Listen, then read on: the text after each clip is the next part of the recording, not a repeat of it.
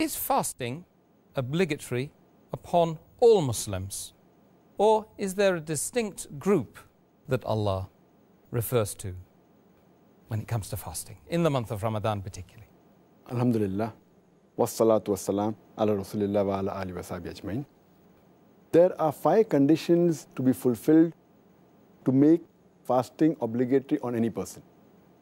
Number 1 is he or she should be a Muslim. Number 2, the person should be sane.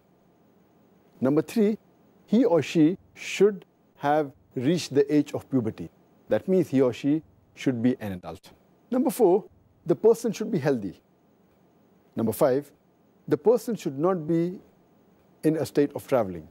He or she should be settled.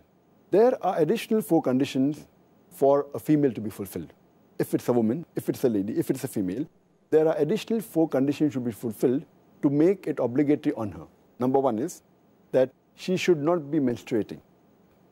She should not be in a position where she has post-natal bleeding. She should not be breastfeeding, and she should not be pregnant. So for a woman, if all these 9 conditions are fulfilled, then it becomes obligatory on her. And for the male, only the first 5 conditions have to be fulfilled to make it compulsory for them to fast in the month of Ramadan.